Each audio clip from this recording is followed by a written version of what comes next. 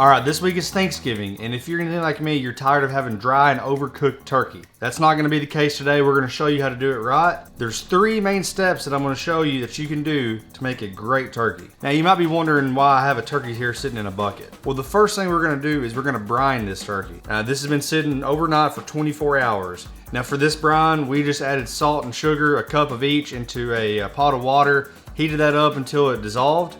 Then we added some stuff like rosemary, some peppercorns, some honey, a few flavor additives in there to it. Put it in this bucket, filled it up with water, and that's it. That salt-sugar combination is gonna help this turkey retain all of that moisture that it has in it. It's a vital step of keeping this thing as juicy and delicious as we can get it. The next thing we're gonna do is we're gonna spatchcock it.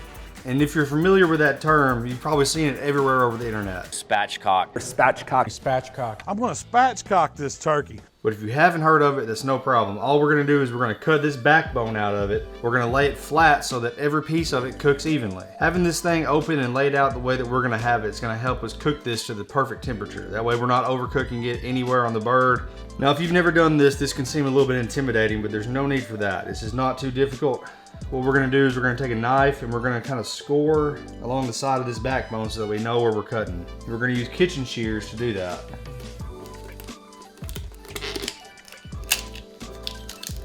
All right, the last step is to do CPR on this bird. And what I mean by that is just like you would do CPR, you're gonna put your hand on this breastplate and just push down until you hear that crack.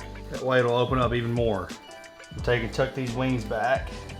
Now that is how you do a spatchcock. The next step is we're gonna inject it. I've got just a commercial Creole butter, nothing fancy here, but adding some moisture inside of the bird is gonna make it much, much juicier. So that's what we're gonna do. And to do this, I'm just gonna poke it in, move it around a little bit to create a spot for the juice to go. And inject it. You can see it puff up.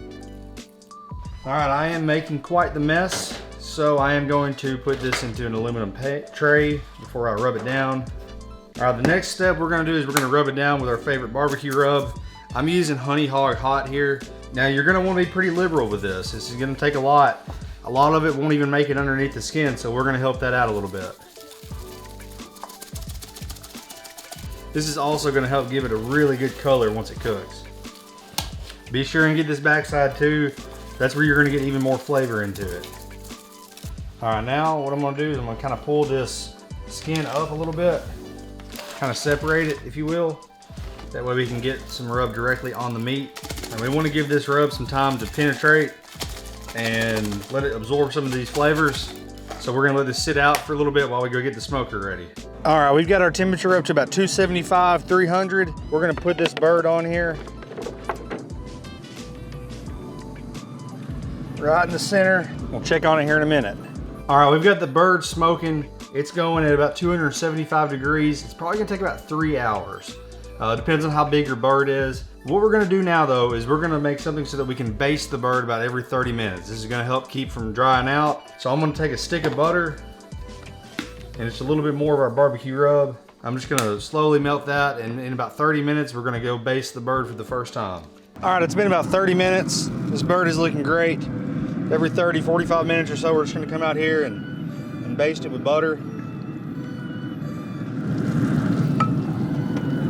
We're gonna temp it here in the deepest part of the breast, and we're showing it at 160, which is exactly what we want. It's gonna carry over once we let it rest.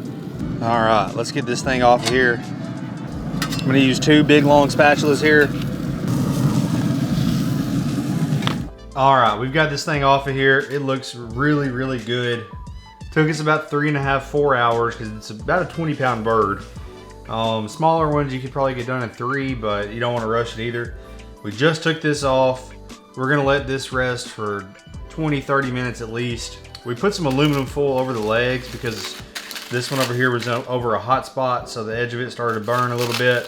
Kept this one from getting too bad, but probably should have done it with the wing tips too. They got a little bit crispy. It's one of the little problems about having a smaller smoker like I do. Having something this big, it's hard to not have something over a bit of a hot spot. So we're working on that. We're gonna get us a bigger smoker here before too long, but we're gonna let this rest and then we're gonna come carve it up. We're gonna start off by removing these quarters.